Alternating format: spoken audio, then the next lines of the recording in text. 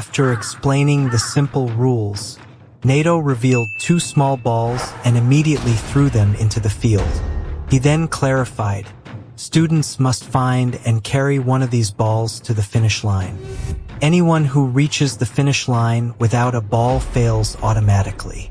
Nato divided them into 3 teams. Team 3, Rokuro and Kuina. Team 2, Juji and Ikari. Team 1, Shiki, Jin, and Hamar. Teams 2 and 3 would only receive 1 ball each, meaning they'd have to fight among themselves to carry it to the finish line. In other words, at least 3 students would end up without a ball, and thus be expelled from school.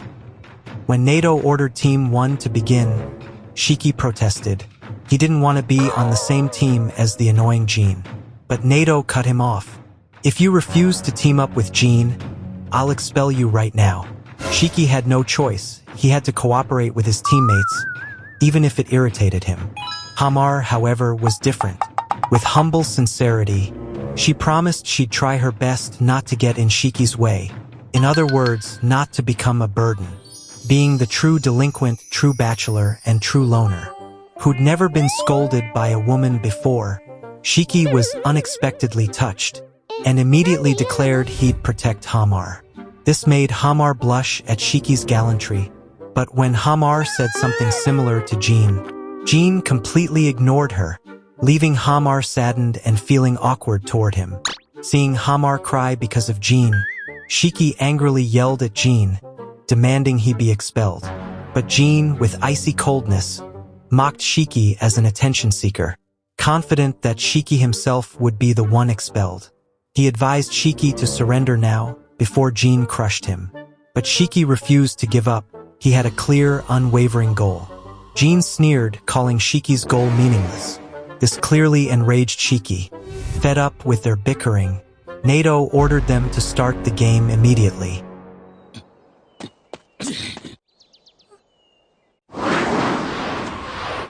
They all dashed off except Hamar. While running, Jin thought to himself, this was his chance to seize an instant position by killing Nato. And in that position, he hoped to finally meet the person he longed to find. Suddenly, Shiki caught up and swung a guava tree branch at Jin. Luckily, Jin dodged just in time. Furious, Shiki challenged Jin to a fight and demanded Jin take back his words, calling Shiki's goal meaningless. Jin then removed his mask, revealing his mouth, and declared, fine, he'd fight Shiki, but only to Chengduo the 2 balls. Shiki scoffed, saying only weaklings flaunt old scars, especially a tattoo of a lizard. Then, Jin awakened his blood eclipse, forming a chainsaw-like weapon capable of splitting trees. Shiki was utterly shocked. Jin summoned a weapon so effortlessly. Jin said, if you're scared, run away. But Shiki wasn't afraid at all. If he retreated now, his father's death would become nothing but a pitiful tragedy. Hearing Shiki's vow to avenge his father, Jin coldly stated, we will never understand each other. Shiki bit his thumb to draw blood, trying to manipulate it into a weapon. He failed. He tried again, and again. Still, nothing happened. Yet Shiki didn't flinch. He prepared to fight anyway, gripping a rubber tree branch. But then...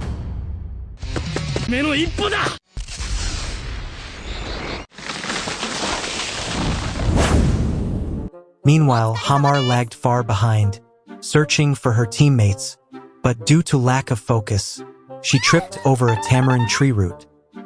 With her fragile heart, she felt useless, unworthy of being there, but her spirit reignited when she remembered Shiki's words, inviting her to cooperate. Unbeknownst to her, one of the contested balls lay right behind her. Back to the fight, Shiki relentlessly punched toward Jin, but Jin easily dodged every strike. Without a blood weapon, Shiki was cornered, humiliated. The former bully now felt mocked by Jin. For the first time, Shiki felt like a helpless chicken, forced to tears, because he still didn't understand why Jin could manipulate blood so easily, and why Jin's form differed so greatly from Nato's. Basically, Shiki still didn't understand Oni powers. when Jean launched a blood attack. Coincidentally, Hamar arrived so. ちょっと寝てろ。やっと見つけました。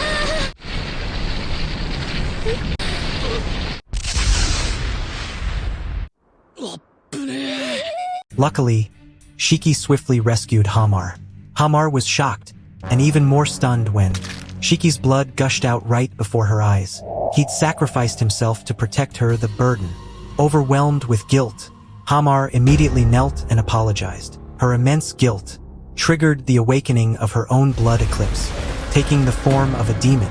Crying, Hamar begged Shiki and Jean to leave her because if they stayed, they'd be killed by the rampaging demon.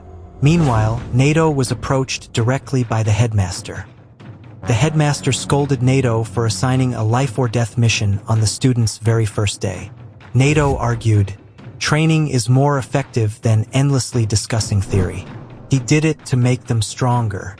The headmaster reminded him, every year many Oni die, most of them clueless teenagers. Some are even captured and used as research subjects. He hoped at least a fair and equal heaven awaited them. But Nato firmly stated, he didn't need to believe in heaven, because if you're strong, you won't die.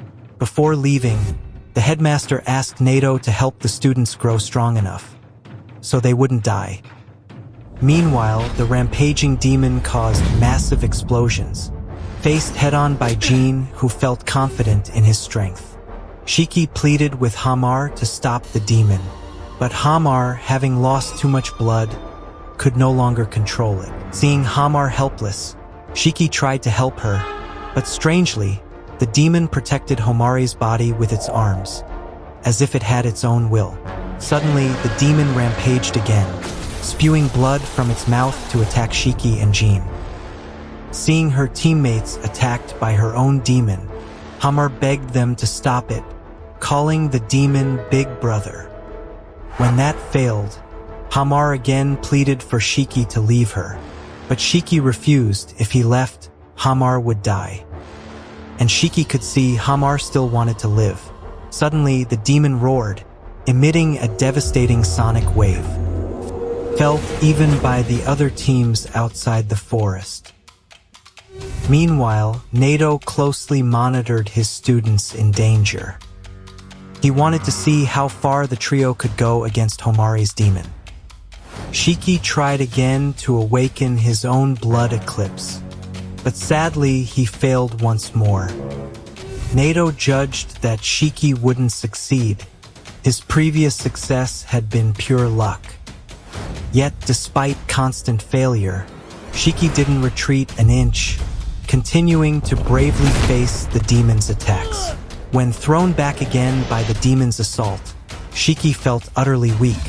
Even when his father died, he'd been useless. He hated this situation and couldn't hold back his tears. Seeing Shiki cry, Jean mocked him, then charged straight at the demon to finish it off.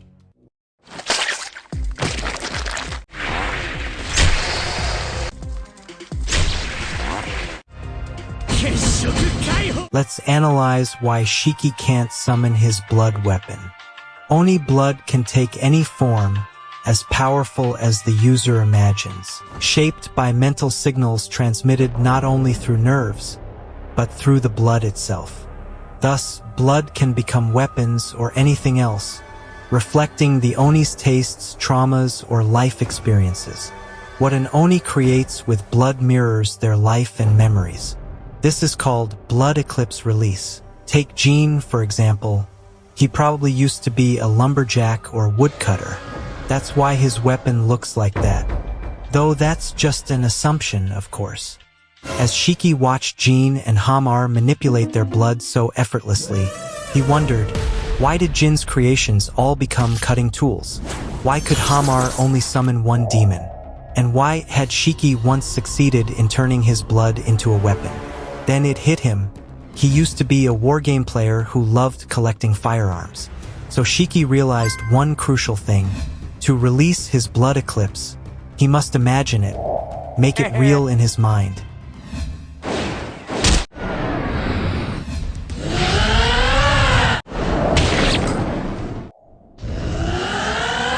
Ya, Seeing melihat Jin Jin yang sedang pushing melewati beyond his batasnya, limits, Naito akan Naito langsung bertindak prepared to untuk intervene menolongnya. and save him. Namun apa yang But what happened terjadi?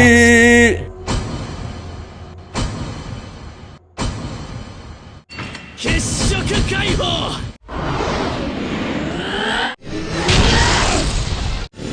Kochi da!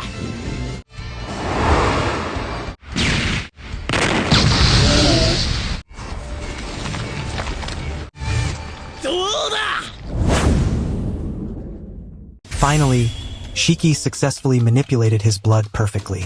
With just one shot, the demon was instantly obliterated. Naito and Jin stood stunned, witnessing Shiki's power. Not only did Shiki destroy the demon, he also transformed the weather, turning the previously clear sky into sudden rain. Seeing Hamar collapsed, Shiki tried to help her, but having lost too much blood, he grew weak and collapsed himself. According to Naito, Shiki couldn't move due to severe anemia, having released an enormous concentration of blood. Not wanting to appear weak, Shiki forced himself to stand up, but he fell asleep again and didn't wake up again. Well, Naito judged Shiki's control ability as practically non-existent. Thus, Shiki still had much to learn. Nevertheless, the power Shiki unleashed just now felt overwhelmingly extraordinary. And one thing deeply impressed Naito. Even in a critical state, Shiki still cared for others, specifically requesting Naito to prioritize helping Hamar first. But suddenly,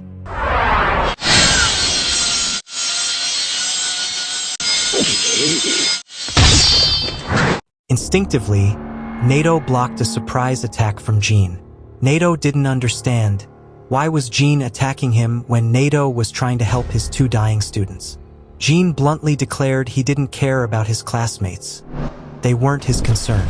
Naito never intended to show favoritism toward his students, but he intensely despised Jin's treacherous nature. Jin stated he didn't care about being liked. What mattered most was killing Naito, graduating immediately, and entering his preferred unit. True to his promise, Naito refused to use his blood against his own student. Thinking Naito would be easy to kill, Jin swiftly launched his attack.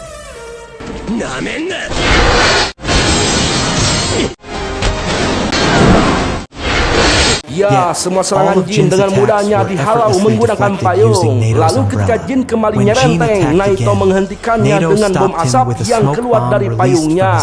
Jin memprediksi bahwa Naito menggunakan asap untuk melakukan serangan kejut. Namun prediksi Jin salah, di mana Naito menembaki tangannya dengan peluru karet dari jarak cukup jauh yang tidak dapat dijangkau oleh pandangan Jin. Jin yang tidak tahu Naito berada di sebelah mana langsung bersembunyi di balik pohon jambu. Naito tidak sebodoh apa yang dipikirkan Jin. Naito tahu bahwa Jin tipe penyerang jarak dekat. Oleh sebab itu, Naito akan menjaga jaraknya dari Jin. Meski Naito menjaga jarak, menurut Jin itu bukanlah masalah karena dia memiliki banyak cara bertarung alias bukan hanya dari jarak dekat saja.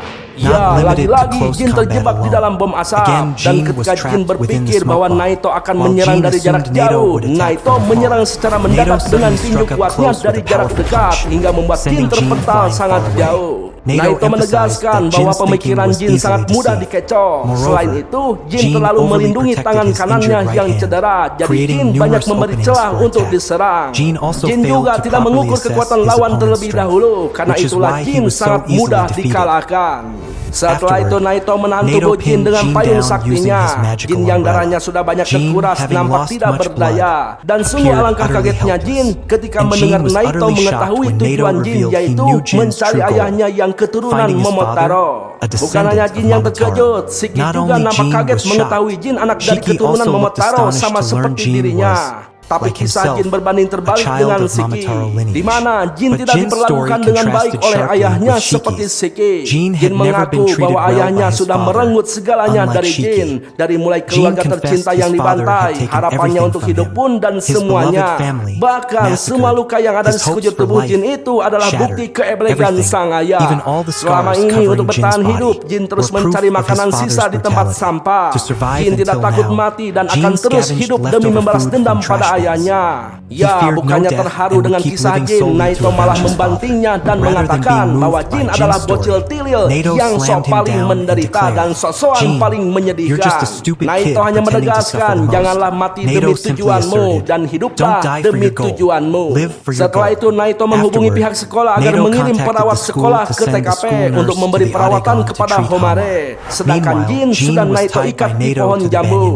Dan yang tersisa hanya tinggal Shiki yang akan melanjutkan ujian. Tapi sayangnya Shiki hanya mempunyai waktu 5 menit lagi untuk sampai di sekolah. Naito memberi pilihan kepada Shiki antara mencari bola yang lain dalam waktu 5 menit lalu berlari ke garis finish atau merebut bola dari Naito. Tapi Shiki memilih untuk berlari. Naito pun dengan cepat langsung menyusulnya. Jin yang sedang merenungi kegagalannya tiba-tiba dikagetkan oleh Shiki yang muncul di balik semak-semak. Ternyata Shiki datang ingin mengajak Jin untuk bekerja sama. Itu karena Shiki tidak bisa mengalahkan Naito seorang diri. Tapi Jin dengan tegas menolak ajakan Shiki karena hina rasanya kalau Jin ditolong oleh Shiki apalagi bekerja sama. Ya, Shiki tidak mengerti mengapa Jin lebih mempertahankan harga dirinya dibandingkan dengan tujuannya. Padahal Shiki sendiri rela bekerja sama dengan Jin yang dibencinya selama itu bisa mencapai tujuannya. Lantas Shiki memberitahu Jin bahwa ayahnya juga seorang Momotaro. Hal itu jelas membuat Jin sangat terkejut. Dan akhirnya Jin mau bekerja sama, namun dalam artian Shikilah yang bekerja sama dengan Jin, bukan Jin yang bekerja sama dengan Shiki. Ribet amat. Di sisi lain Naito kehilangan jejak pelarian Shiki. Naito menduga bahwa Shiki berbalik arah. Tapi tiba-tiba Naito melihat Shiki sedang berlari ke arah finish. Lalu dengan cepat Naito menghentikannya.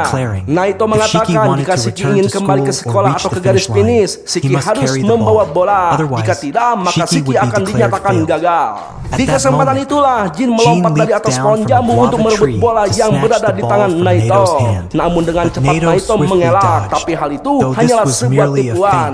Di mana sebenarnya Jin mencari kesempatan untuk mengikat Naito dengan tali dan batu yang digenggamnya. Di saat itu pula Shiki membantu menahan ikatan tali tersebut.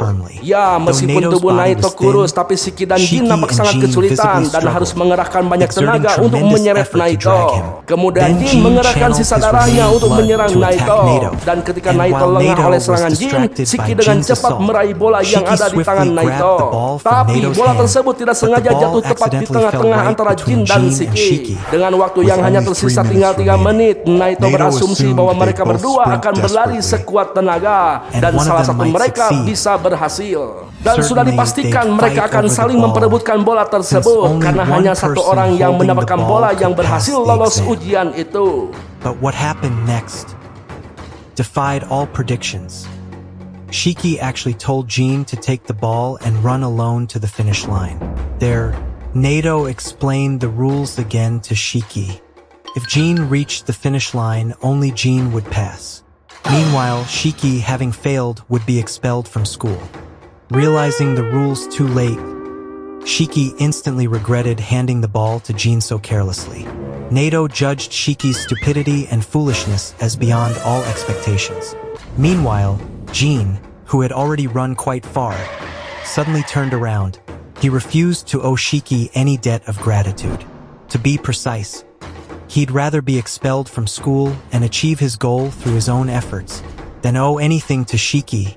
But just as Jin prepared to return the ball to Shiki, a round creature suddenly appeared before him. Naito explained that round creature was Muku, a lightning speed courier from Baku Express. Muku delivered urgent messages instantly, leaving no trace. And Naito was truly shocked. He received a message.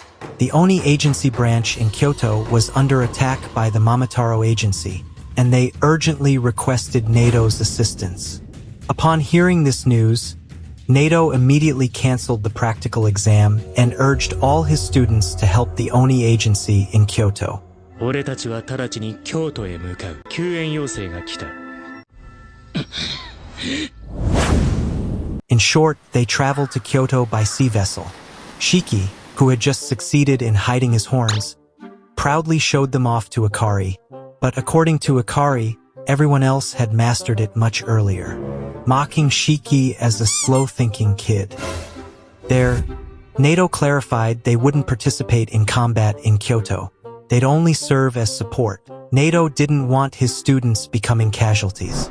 He emphasized all students must behave like ordinary school children and avoid doing anything that might attract police attention. However, Kuina complained about having to wear a slightly tight uniform, especially since, as we know, Kuina's size is XXL. Then, Rokuro asked Nato what kind of support they'd provide. Rokuro, being extremely shy, would panic in crowded places.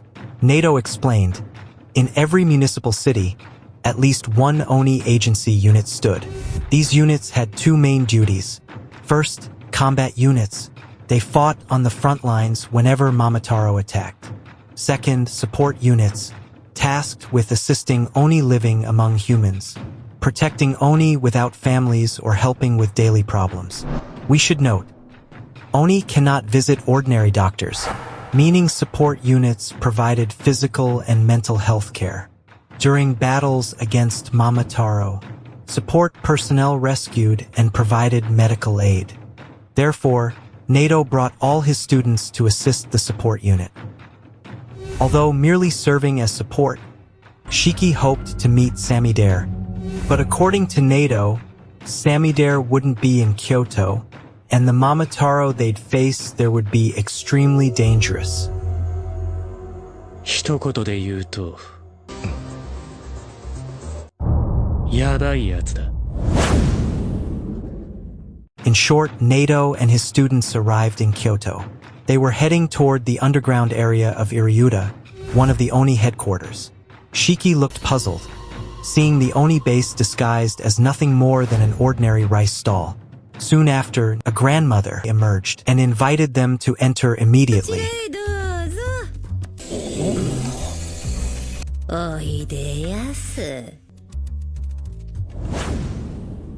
Meanwhile, Sabakiri, the captain of the Momotaro agency, and Yamogi, his vice-captain, had just finished slaughtering a group of Oni soldiers. Yamogi felt Sabakiri's actions were excessive. Moreover, the experiments Sabakiri conducted disgusted Yamogi. Even more repulsive was the strange creature Sabakiri had created, a hybrid of dog, monkey, and bird named Ugi. But according to Sabakiri, Ugi was a valuable specimen for experimentation and research. Ugi was a loyal, biological anti-Oni weapon designed solely to hunt Oni. Yamogi knew Sabakiri was obsessed with experiments and research, but their mission was only to find and eliminate dangerous Oni. And they were both supposed to protect civilians. Yamogi then asked Sabakiri why he had even joined the Momotaro agency. Sabakiri admitted it was due to his intense curiosity. He found Oni blood fascinating because it could become medicine capable of healing all kinds of wounds. Sabakiri explained that if they could study and control Oni blood, it would become an extremely valuable asset, especially if they could harness high regeneration Oni blood for pharmaceutical use. They could make enormous profits in the medical industry. Sabakiri viewed all Oni as nothing more than maggots worthy only as research material. Not far from Sabakiri, a young Oni boy was hiding in fear of being captured. Let's call him Agus. Agus felt relieved, thinking they hadn't discovered his hiding spot, but suddenly Sabakiri found him. Sabakiri casually remarked he just happened to be short on test subjects. Yamogi then knocked Agus out so he could be carried away unconscious. Unfortunately, a splash of Agus's blood accidentally stained Sabakiri's clothes, enraging Sabakiri instantly. Sabakiri admitted he was deeply fascinated by Oni blood, but still considered it filthy and repulsive. Furious, Sabakiri mercilessly beat Agus without restraint. It should be noted that Sabakiri possesses the ability to control Oni corpses using his black bacteria.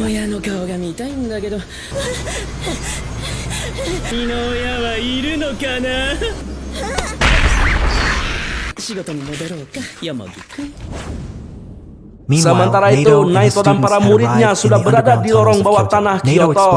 Naito menjelaskan bahwa semua toko yang berada di area tersebut punya terowongan yang terhubung ke bawah Iruyuda. Setelah itu akhirnya mereka sampai di bagian bawah Iruyuda yang menjadi markas dari agensi Oni di Kyoto. Tidak lama berselang, muncullah seorang dokter Oni bernama Kyoya.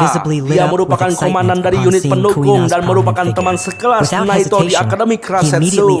Kyoya nampak begitu semangat saat melihat Kuina yang cukup besar ya. Afterward, Naito decided to head straight to the front lines. Shiki begged Naito to take him along, saying he couldn't stand it anymore. He desperately wanted to fight. But Naito paid him no attention.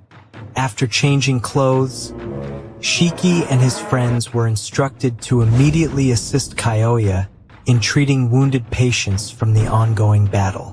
There, they saw a severely injured frontline soldier, both arms and legs amputated, with lungs critically damaged. His life expectancy was estimated at only 3 more minutes.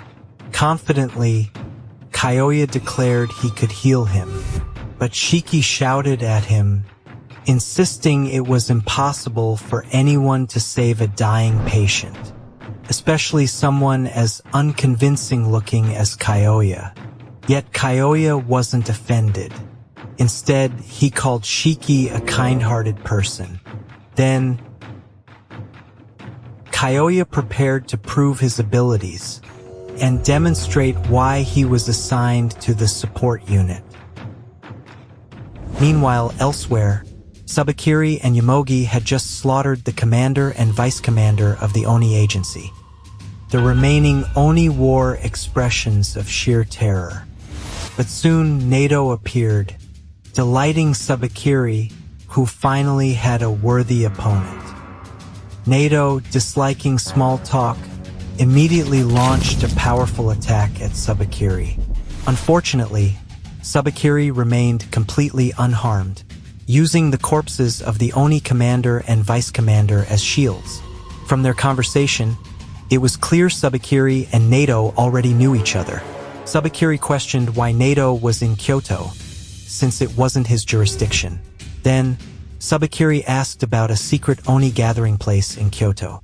He claimed that if he destroyed that place, the Oni problem in Kyoto would be permanently solved. Naito claimed he didn't know such a place. But Sabakiri clearly didn't believe him, suspecting something was hidden near Kyoto's famous tourist area. Naito was visibly startled by Sabakiri's sharp intuition, something not to be underestimated. Then Naito sarcastically suggested a tourist spot perfectly suited for Sabakiri, hell itself, and Naito promised to personally escort him there. 知らないな。お前にぴったりの観光地があるぞ。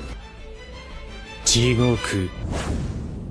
Meanwhile, elsewhere, Kyoya was inserting several blood transfusion tubes into his own arms.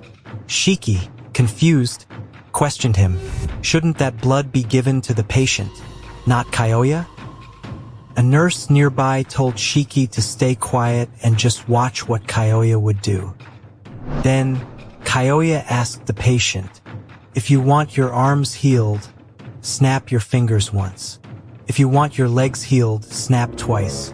Since the patient snapped only once, Kyoya would immediately begin regenerating his arms. But before starting the procedure, the patient said he wished to hug his children one last time.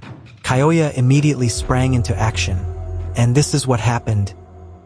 俺の血は戦闘向きじゃないけど。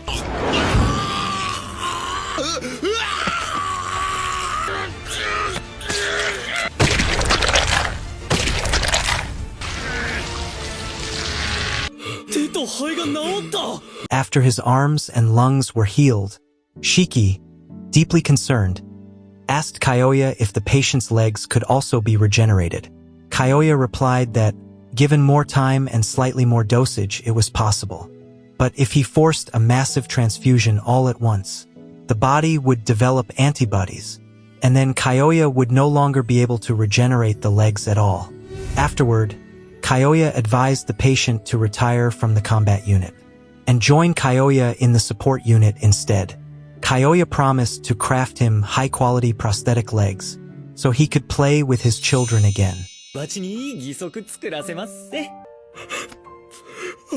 On that occasion, Kyoya explained to the students, these injuries were caused by the war between Oni and Momotaro, and perhaps someday one of them might become his patient.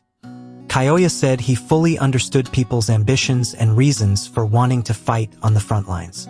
But battles aren't only fought on the front lines. Frontline soldiers can fight without hesitation, because someone protects them from the rear. And those fighting from behind the support unit are just as vital. The students instantly praised Kyoya, calling him incredibly cool, though slightly weird when seen holding that melon.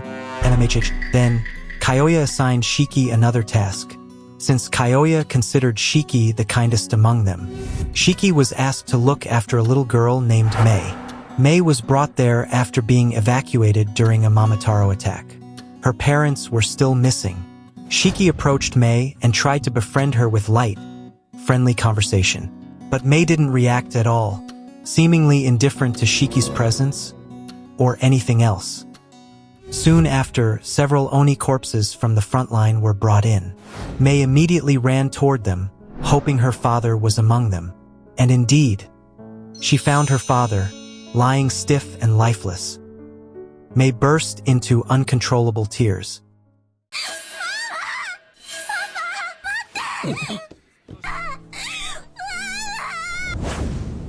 Meanwhile, Subakiri announced he had already sent a gift to the Oni, delivered straight to their headquarters. He explained he had implanted bacteria into several Oni corpses to ensure they'd be easily discovered. Subakiri revealed he could remotely control any corpse brought into the Oni base. To prove it, he immediately took control of one corpse, Mei's father. Suddenly, Mei felt overjoyed. Her father had come back to life, but her father immediately grabbed Mei with terrifying strength. Kyoya, recognizing Subakiri's technique, instantly told Shiki to cover Mei's eyes. Then Kyoya struck the father's head with a coconut, knocking him out cold. From that incident, Kyoya immediately realized many other corpses must have already been implanted with Subakiri's special bacteria.